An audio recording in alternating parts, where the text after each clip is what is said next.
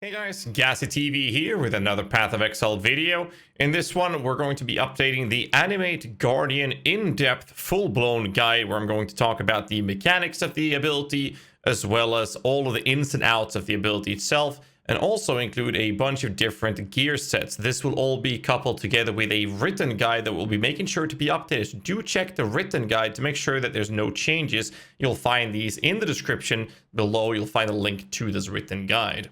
Let's just dive into it.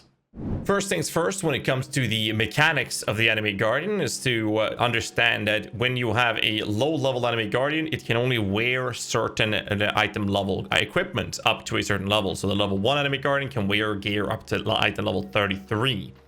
Another thing to note about the mechanics of the Animate Guardian is that the gear is not stored on the actual gem. So for example, I'm going to toss out a two-handed weapon. I'm going to make sure I can actually see this weapon by doing it this way. And now I can use the ability on this weapon and it will simply start summoning the actual Animate Guardian. Apparently I already had boots on this Animate Guardian. So as you can see here, the Animate Guardian now has boots and it has a two-handed axe. If I were to unequip this gem, or if I weapon swap, for example, or whatnot, I would need to resummon him. Normally, I would recommend to do this in the hideouts to guarantee that you don't accidentally misclick on an item, because that will replace the gear on the Animate Guardian. Simply right-clicking it anywhere will then summon him again, and he'll have the same gear.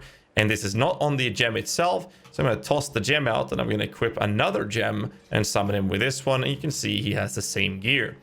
Now, this is really important to understand because you can flip your gem when it levels to level 20 by selling a GCP and the gem to get a level 1 with 20% quality. However, I wouldn't recommend doing that, but it is because if you summon the Animate Guardian, he will have the gear, but he won't actually be wearing them according to the game's mechanic. It's really weird because he's not able to wear the higher item level gear when he's a low level. And you would only really use an Animate Guardian when the gem level is level 19, preferably 20.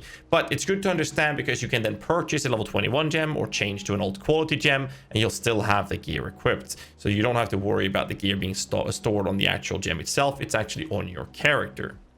Another thing to mention is that he can wear a two-handed weapon. He cannot wear any ranged weapons, so no bows and no wands, for example.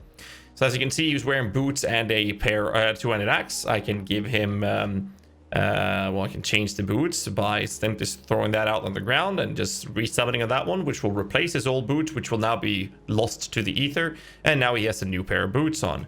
I can toss out a helmet and suddenly he'll be wearing a helmet. I can give him a body armor and now he'll be wearing a body armor. I can give him a pair of gloves and now he'll be wearing a pair of gloves.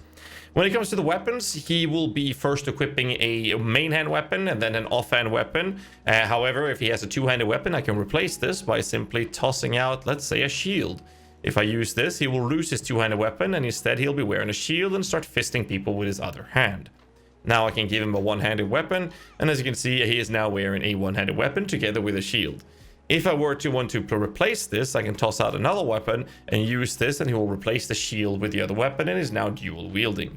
So by simply just summoning out a new item or casting out a new item and resummoning or using the skill on that item, it will replace whatever he's wearing and you won't get anything back.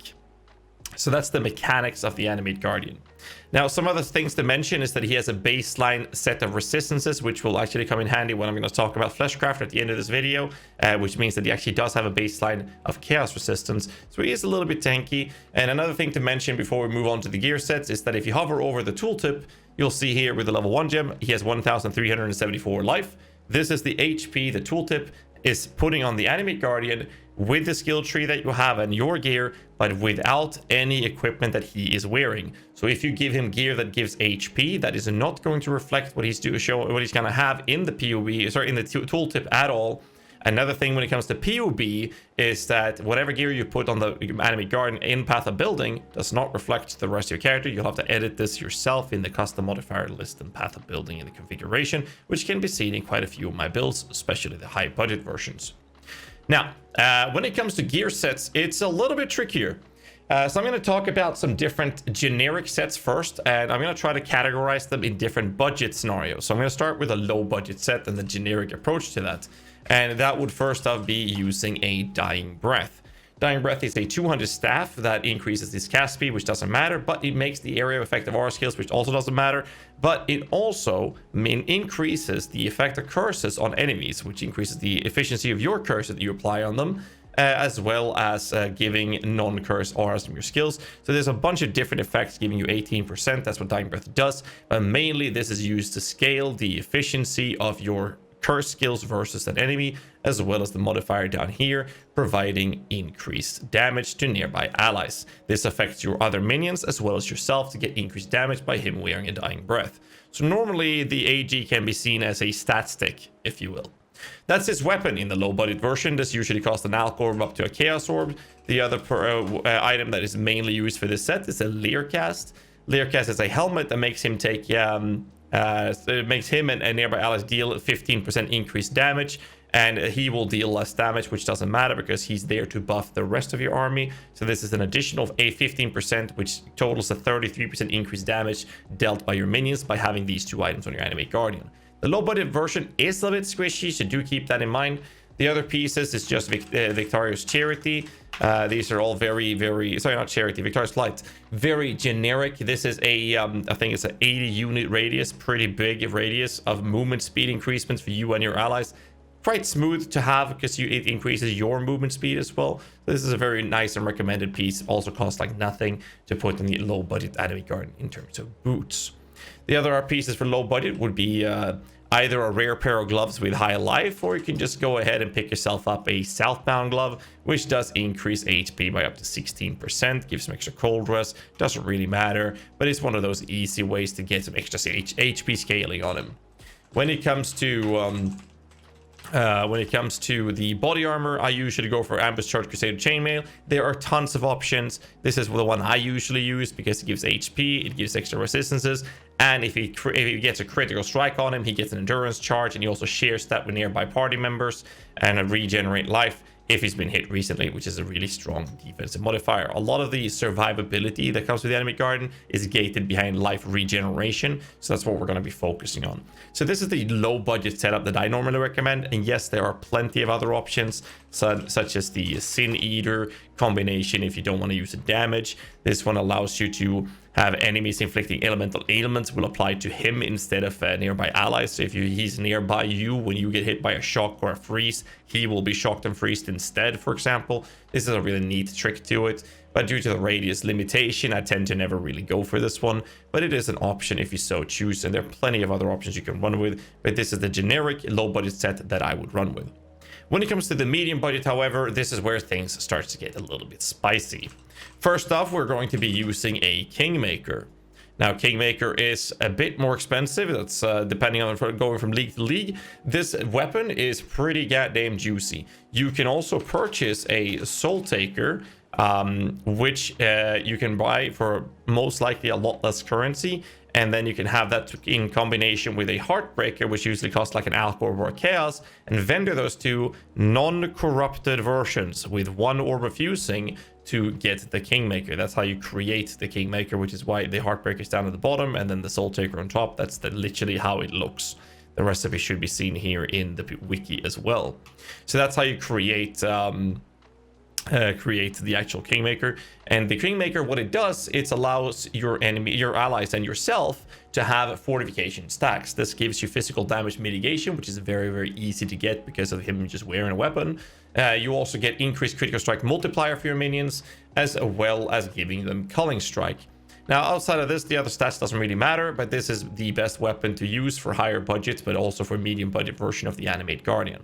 However, when you do start to wear a Kingmaker on your Animate Guardian, you want to keep him alive, which means you want to put some more currency into the actual survivability of this character.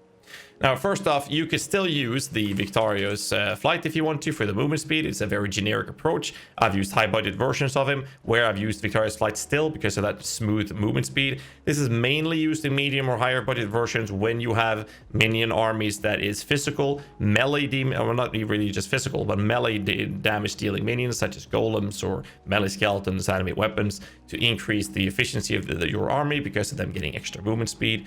The other part is that you can still use Southbound if you want to. However, getting a high life rare would obviously be more attractive at this point, but you can still use these pieces.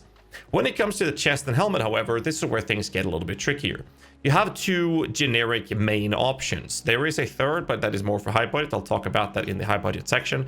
And the choices are very simple. You can use a doppelganger. Now, doppelganger is, in my opinion, the most efficient choice. What it does is it grants a skill which the enemy guardian cannot get. He does not get any abilities, nor does he get any gems from your sockets. He gets more critical multiplier when he's insane and enemies killed by your hits or destroyed while insane, and this is what happens because of the skill. But because he never ever gets insane, the character will always be sane.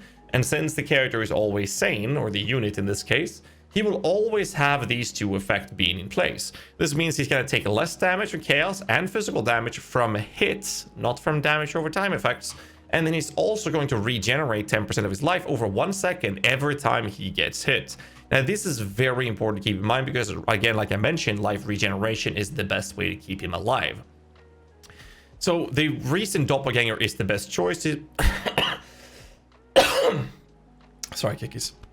The reason Doppelganger is the best choice is because of the regen, but it also it opens up a ton of different choices when it comes to the helmet choice. And the helmet choices you can run with would be things like Crown of the Tyrant, for example. Crown of the Tyrant gives enemies minus 10% to all resistances. All resistance refers to not just the fire, lightning, cold elemental ones, but also chaos resistance, to allow your army to deal a lot more damage, or yourself if you're not using minions, for example. Depending on the socket color of the Crown of the Tyrant, it also applies you and nearby allies will deal extra flat damage, which is very strong for a handful of different builds, such as enemy weapon is a great example of it scaling very well with added flat damage. SRS is another build that scales very well with these things from a Crown of the Tyrant helmet. You can use other types of helmets, such as going into Craft of Exile and checking, let's see, we can do a Herbie Circlet. And as you can see on the influence modifiers, if I search for nearby, you can have an Elder modifier that says enemies take increased elemental damage from Shaper, increased physical damage from Elder. You can have Crusade with minus lightning res, Hunter for chaos res, Warlord for fire, Redeemer for cold res. And these things are nearby enemies near your Animate Guardian if you're using this type of item on him. If you want to push it further, you can actually elevate this with the Orb of Dominance, allowing you to move that 9% into a 12% roll, whilst the Elder and Shaper for Fist and Elemental goes from 6% to 9%. So that's actually pretty cool that I'm using a Shaper one with 9% on my current character and the Mage Skeletons in the Arch Nemesis League. What's really important with this is that you're able to bench craft flat HP, for example, or just roll it with HP as well to make sure that your enemy guardian stays alive. Do keep in mind that when it comes to your character or your Animate Guardian and what scales his character is that you want to make sure the item has actual life roll and not minion related modifier.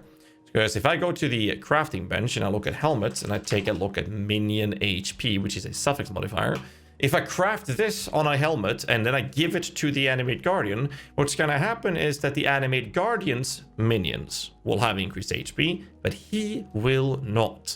So what will actually scale his HP is if you put actual life on the helmet, because that will apply to the person wielding or wearing the actual item. So this modifier would work on the Animate Guardian, and again, not the minions having increased life. I've seen a lot of people do this in the league, so I just want to make sure you guys have that information. So now that you know the different helmet compositions that you can use if you're running a doppelganger, I'm going to talk about the other chest piece options, which limits your helmet choices. And this is the more offensive style, which I tend to prefer. The other chest piece approach that you can run with is a Garb of the Ephemeral. Now, Garb of the Ephemeral is crazy good. It is crazy good in terms of defense, but not giving you the same options for offensive scaling. So what does the Garb do? First off, it is a crazy amount of energy shield, and the charges on hit. These things are combined with the nearby enemies cannot deal critical strikes. This means that enemies that are near the enemy guardian cannot crit, which means that you as a player can't be crit by anything that is near your enemy guardian, which allows you to be safer, but it doesn't give you a ton of defenses such as the Doppelganger Date or that massive life regen. So the solution to this is to provide yourself with a ton of life regen based off the energy shield provided from the Garb of the Ephemeral by combining this with a Mask of the Stitched Demon. And the Mask of the Stitched Demon, what it does, it's regenerating 1% of life per second per 500 maximum energy shield. But you will have a 0 energy shield. And on top of this, you will just gain no energy shield at all. So you're not able to get energy shield, but he will have a certain set of maximum available energy shield that never exists. But based on that number, he will regen life consistently. What's the difference between this and the doppelganger is that this type of approach will allow him to regen even if he's taking bleed damage, poison damage, standing in dot grounds or whatever, or if he's ignited, he's still going to be regenerating consistently. Whereas the doppelganger needs him to get hit before he's going to regen 10% over 1 second, which means that if he's getting a ton of dots on him, he does run a risk of actually dying to this. It's barely something you'll ever need to worry about, but it's important that you understand this mechanic if you want to keep your AG alive. So the Mask of the Stitch Demon is coupled together with Garb of the Ephemeral, and the Doppelganger is coupled with any helmet you want to use. Mostly it's Crown of the Titans or any of the influence-based helmets, and that kind of covers the medium budget version. Now this is a little bit more pricey. However, for the high budget version, we are going to move into the state where we are going to be using a Kingmaker again. However, we're going to be spicing things up quite extensively with a high budget version. Now, first off, we use a Kingmaker, and then you have the choice between the Doppelganger versus the Garb of the Ephemeral, just like I explained, where you choose your helmet, which is dictated by the choice of your chest piece. So again, Mask of the Stitch Demon with Garb of the Ephemeral, any of the influence helmets, or a Crown of the Tyrant if you're using a doppelganger, and those are the two choices you're gonna have to run with. The helmet choice together with your chest choice together with a Kingmaker. That's your baseline AG high budget. Now there is a third chest piece like I mentioned before, and this is where things gets a little bit tricky. The third chest piece can only be properly coupled to keep your AG alive if you run it together with the actual Mask of the Stitch Demon. So what would a rare chest piece look when it comes to this approach? So I'm just going to get an Astral Plate in here. Armor or Energy Shield would be good. Energy Shield preferably, because again, the Mask of the Stitch Demon will allow to scale that. Any life roll would be good. But what you have options, the options that you're able to do is a ton of different influence modifiers. You can also run with the new influence orbs if you want to run with any of those and see if there's any fun scaling from that.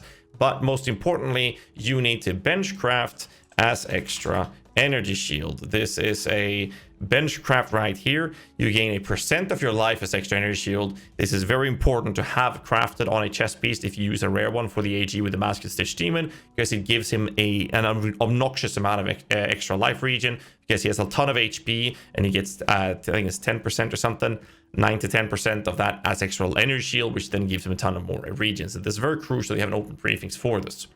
You can use something like a Hunter Influence for curse effects to apply an additional curse. However, I will be talking about the curse setups after I explain the boots and gloves. Because there's the new influence orbs that you can use in the chest can also be applied on your boots and gloves. And instead of using the Victorious Flight or using Southbound gloves, you can instead look to using other pieces.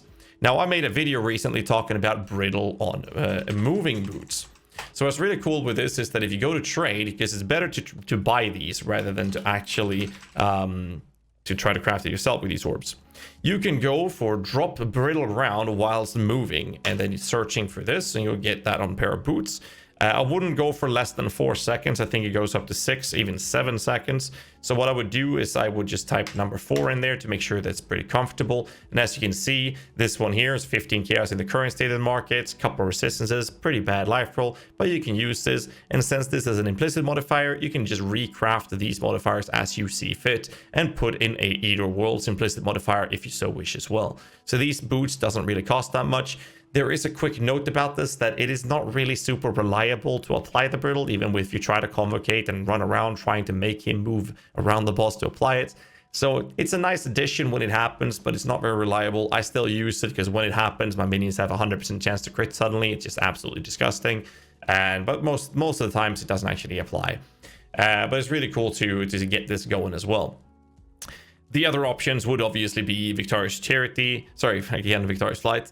Or you can use Windscream / Windshriek, but that's more about the curse setup, which I'll talk about in a second.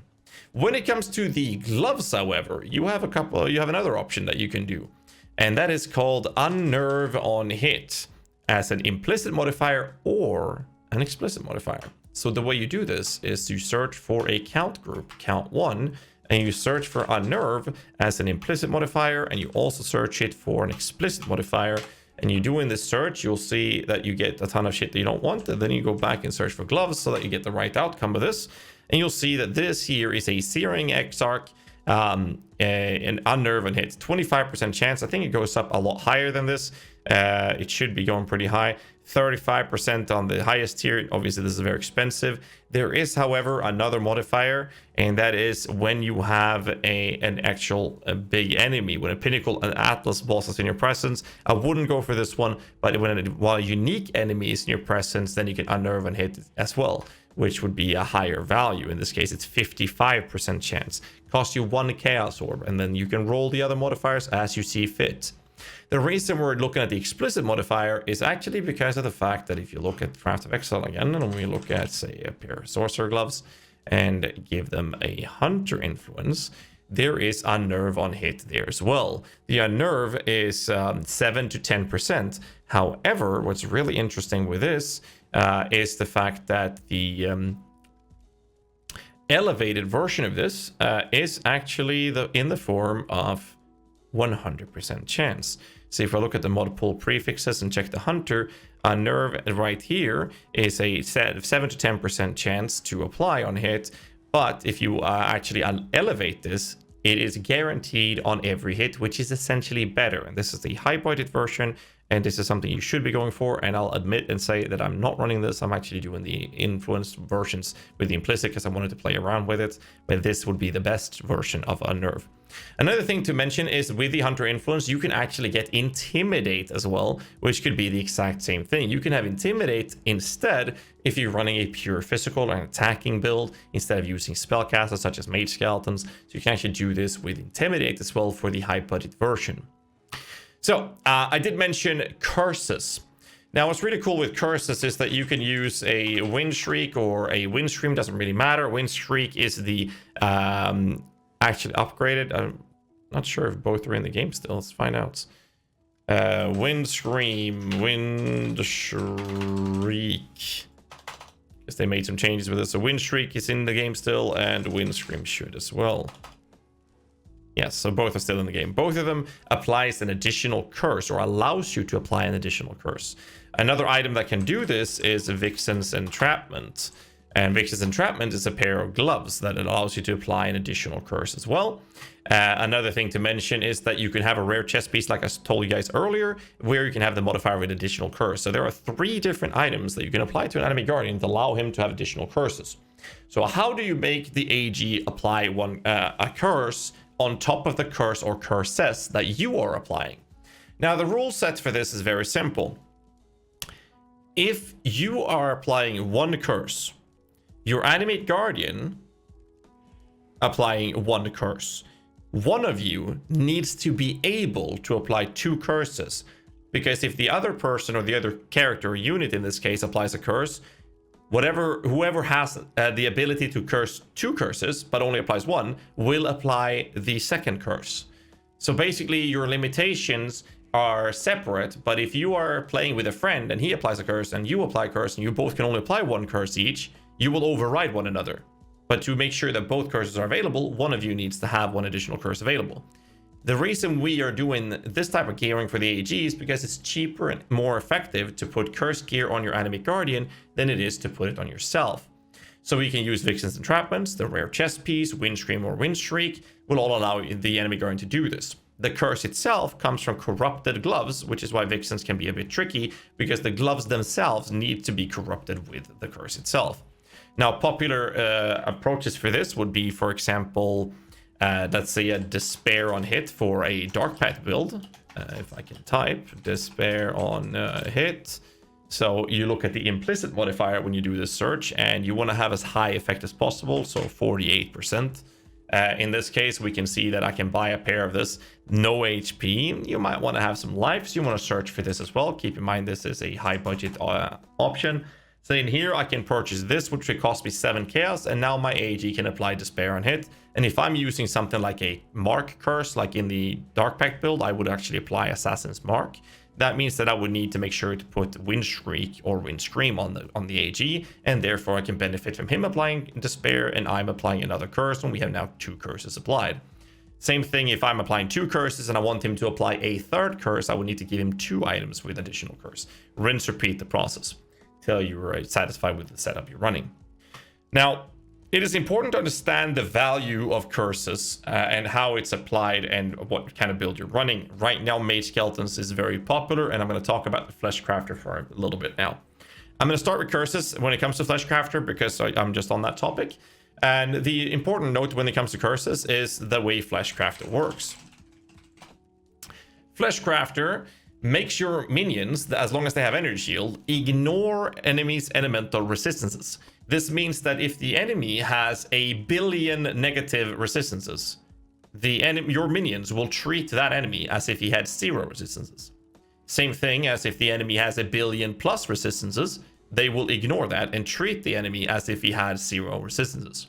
So this means that any sort of curse that would decrease enemies' resistances becomes completely useless. So items such as Crown of the Tyrant, the influenced helmets, except for Elder and Shaper, and for Mage Skeletons it would be Shaper, for example.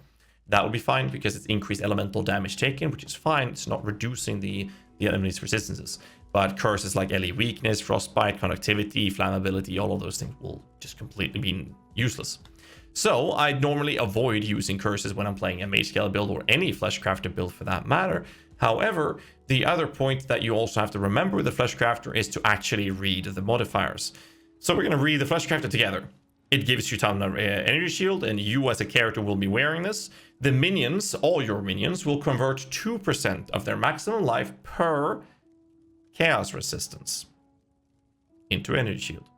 This means that if you have 50% chaos resistance on your minions, they will literally always be dead. You can't summon them. They will just straight up die as you summon them. This means that modifiers such as Grave Intentions or the mods leading up to it that gives chaos resistance is a complete no-go if you're playing with Fleshcrafter because it gives them chaos resistance. Now, minions do have a baseline of energy shield. They do have a baseline of resistances, including chaos res, so you never have to worry about giving them chaos resistance. Quite the opposite. When it comes to the Animate Guardian, you would prefer to give them negative chaos resistance. However, there are some limitations in that, and normally you just don't give them any chaos resistance at all, and he'll be fine. So as long as you stay away from any gear piece that you put on the Animate Guardian, he's not going to have any problems with the gear sets I've promoted in this video. Instead, just avoid it, but there are options to give him negative chaos res. The options comes in the form of Oscarm. There's a few things that you need to understand when it comes to the Oscarm. That is, first off, that it does give HP, which is nice, but it also has suppressed spell damage, which is really nice. He has a modifier that says trigger level 10 assassin's mark when you hit a rare or unique enemy and you have no mark. What's really interesting with this is a trigger modifier. Since it is a trigger modifier, the Animate Guardian cannot actually use this. So that modifier never does anything when you put this on the Animate Guardian. But the best part is that this one gives up to minus 20% chaos resistance, and the Animate Guardian has 20% chaos resistance. So to avoid all of his chaos res, which is 20%, the Fleshcrafter will then convert 40% of his HP into energy shield. You could use Oscarm gloves to remove that negative impact. It is not needed. I'm currently running a high budget version with this, without Oscarm and with a Fleshcrafter, and I'm using the influence unnerve on hit gloves, for example. I have no problems keeping him alive. The 20% is perfectly fine to keep on him. Just avoid giving him any more chaos resistance. But keep in mind when it comes to the trigger craft that you cannot use any trigger craft. This goes for other items like the Namahu's Flame, for example. This one is a really cool thing that triggers Molten Burst on melee hit. This does not work on the Enemy Guardian because it is a triggered ability. Same thing like we talked about earlier when it comes to the Doppelganger, for example. This one gave an ability, grants a skill. He can't get that either. And that pretty much sums up the entirety of the Animate Guardian guide. I know this video got a little bit long. I apologize for that. But like I said before, make sure that you read the written guide, link to the descriptions below to make sure that there are no changes to what I've said in this video. Make sure you hit the like button, subscribe for more content, and I appreciate the support. I'll see you guys in the next video. Till then, Stay safe, keep rocking, keep your AG alive.